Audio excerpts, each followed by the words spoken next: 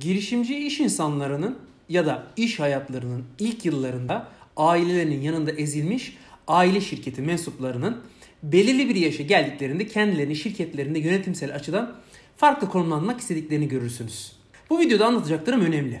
İşinizde yönetimsel olarak bunaldığınızı hissediyorsanız lütfen dinlemeye devam edin. Girişimci olmak, iş kurmak, hele ki sıfır noktasından başlıyorsanız ağır bir iştir.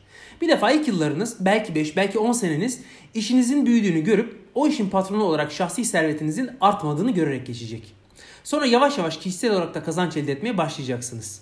Bakın, bu süre içerisinde kendi işinizi kurmak yerine bir yere gidip maaşlı çalışıyor olsanız kazandığınız direkt cebinizde olur.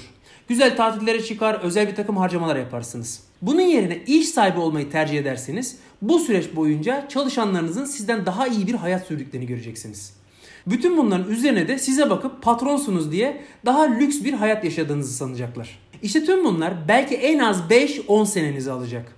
İşinizi 30'lu yaşların ortasında kurduysanız da 40'lı yaşların ortasına geldiğinizde bir bakacaksınız ki kazanıyorsunuz ama bu sefer de çok çalışmaktan hayatı yaşayamıyorsunuz. İşte tam bu noktada, tam da bu sebepten bana başvuran bazı aile şirketleri patronları var.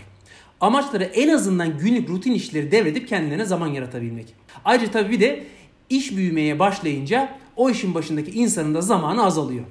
Azalan zamanında rutin işlere değil, şirketin vizyonu ve önemli noktalara vermesi gerekir. Bakın, eğer işiniz büyüyor, günler hayatınızın gözlerinizin önünden geçişini seyretmekle geçiyor ve kendinizi işin içinde boğuluyor hissediyorsanız demek ki siz işinizi çok iyi biliyorsunuz ama kusura bakmayın, yönetimden anlamıyorsunuz.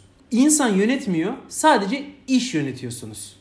Organizasyona değil, sadece işinizin yapış şekline hakimsiniz. Bir makineye en iyi ham maddeyi koyup ürünü alıp o ürün ihtiyacı olana en iyi fiyata satmak bir şeydir. Aynı anda insanlara yaptırmak başka bir şeydir. Hele ki bunu başarabilmek için sabahtan akşama kadar insanların sizi yormasına müsaade ediyorsanız eve geldiğinizde ailenize sarılıp onlarla kaliteli zaman geçirecek takatiniz kalmıyorsa orada durun. Sadece işin değil, ekip yönetmenin, insan sevk ve idare etmenin inceliklerine kafa yormaya başlayın.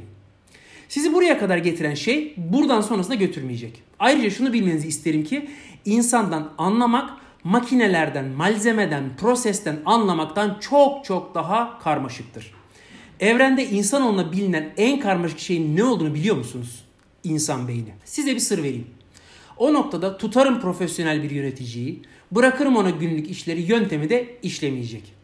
Zira zaten sorunuz doğru işe doğru insanları bulup onları doğru görevlendirmek ve denetlemek. Bunu yapabiliyorsanız da zaten 10.000 kişi de olsa o işi düzgün küçük bir ekip ile yönetebilirsiniz.